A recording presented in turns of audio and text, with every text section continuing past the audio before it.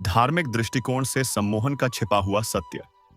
प्रिय भाइयों और बहनों, आज मैं आप सबके सामने एक बहुत ही रोचक विषय लेकर आया हूं, सम्मोहन।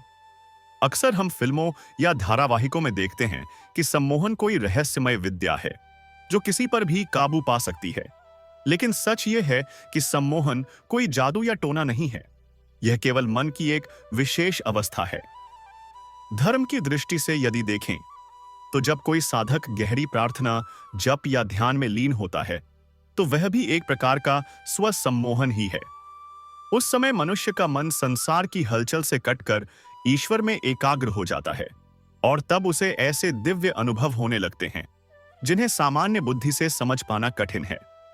इतिहास गवाह है, कैथोलिक साध्वी थेरेसा न्यूमन जब प्रार्थना में डूब गईं, तो उनके शरीर पर वही घाव प्रकट हो गए जो ईसा मसीह को क्रूस पर चढ़ाते समय लगे थे।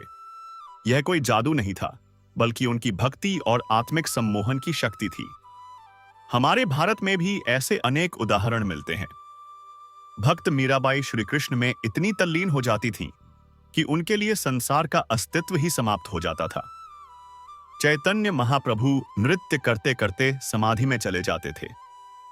जैन और बौद्ध मुनि ध्यान में इतना गहरे उतर जाते कि उन्हें शरीर की पीड़ा का एहसास ही नहीं रहता। मेरे भाइयों और बहनों, यही है धार्मिक सम्मोहन। यह कोई बाहरी शक्ति नहीं,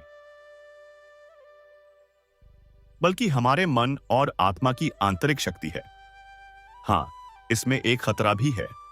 अगर मनुष्य अपने विचारों को नकारात्मक दिशा में ले जाए, जैसे कि किसी ने मुझ पर तांत्रिक विद्या कर दी है और वह इसे सत्य मान ले, तो उसका शरीर भी उसी के अनुसार प्रतिक्रिया देने लगता है। इसलिए हमें सजग रहना चाहिए और अंधविश्वास से दूर रहना चाहिए।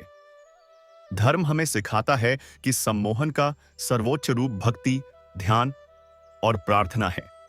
जब मनुष्य अपना मन परमात्मा में एकाग्र कर देता है, तब वह स्वयं को ईश्वर से एकाकार अनुभव करता है। यही है वास्तविक और पवित्र सम्मोहन। तो आइए हम सब मिलकर अपने मन की शक्ति को समझें, उसे सही दिशा दें और ईश्वर के चरणों में समर्पित करें। यही जीवन का सबसे बड़ा सत्य है। धन्यवाद।